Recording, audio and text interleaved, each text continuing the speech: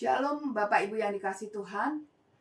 Bersyukur kalau hari ini kita sudah memasuki hari yang ke-8 dari 40 hari perjalanan puasa kita menuju Paskah. Saat ini saya akan membacakan satu bagian firman Tuhan yang terambil dari Bilangan pasalnya ke-21 ayat 4-9 yang berbunyi demikian. Setelah mereka berangkat dari Gunung Hor, berjalan ke arah Laut Teberau untuk mengelilingi tanah Edom, maka bangsa itu tidak dapat lagi menahan hati di tengah jalan. Lalu mereka berkata-kata melawan Allah dan Musa.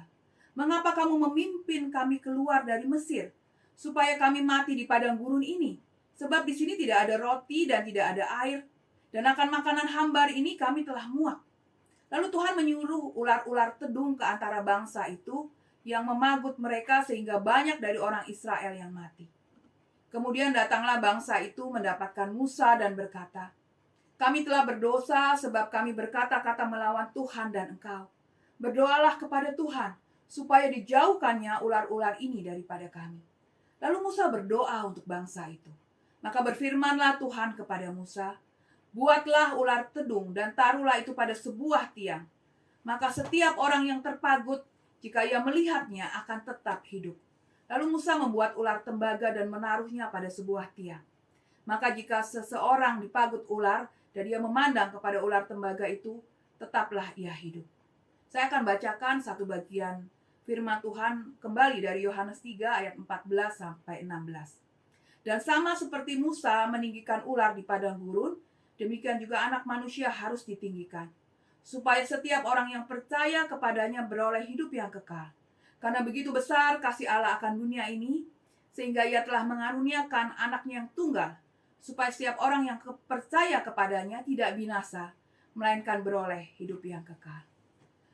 Bapak Ibu yang dikasihi Tuhan, bangsa Israel adalah bangsa yang suka mengomel. Mereka tidak suka menghitung berkat Tuhan.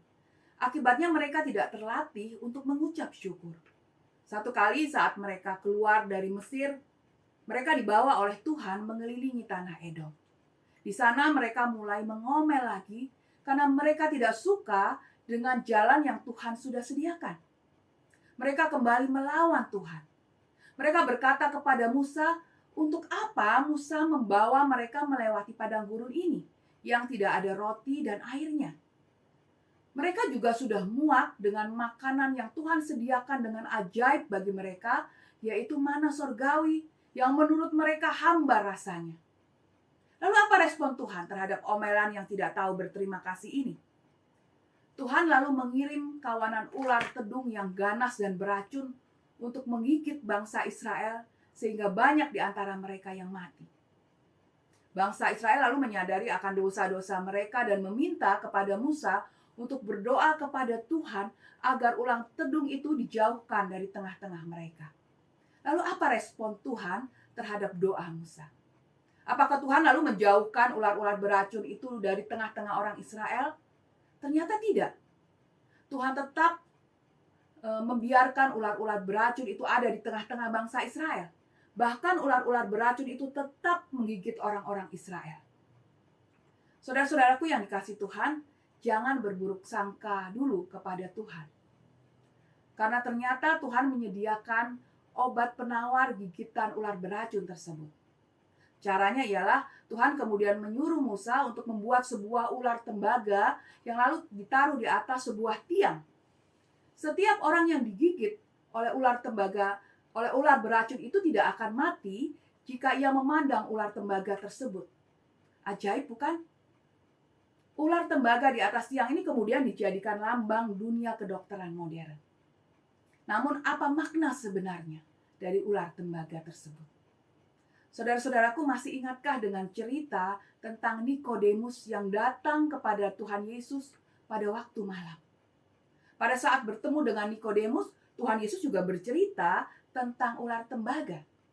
Tuhan Yesus mengatakan, sama seperti Musa meninggikan ular tembaga di padang gurun, maka Tuhan Yesus juga harus ditinggikan, agar kepada setiap orang yang sudah jatuh ke dalam dosa yang mematikan itu, tidak akan mengalami kebinasaan rohani yang kekal di neraka, karena sudah memandang dan menerima Tuhan Yesus Sang Penyembuh yang agung itu sebagai Tuhan dan Juru Selamat pribadinya.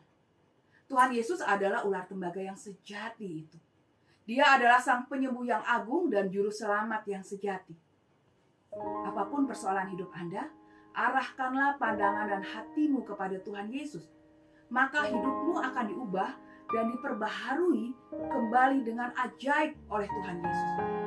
Walaupun mungkin persoalan hidup kita masih belum selesai. Tetapi dengan memandang dan beriman kepada Tuhan Yesus, maka kita akan diberinya kekuatan dan kemampuan untuk menghadapi persoalan hidup kita. Mari kita berdoa. Tuhan Yesus, tolong mampukan kami untuk mengarahkan mata hati kami kepadamu. Tolonglah kami agar di dalam masa suka dan duka, kami selalu belajar untuk mengucap syukur, taat dan beriman kepadamu. Terima kasih Tuhan, di dalam namamu kami berdoa. Amin.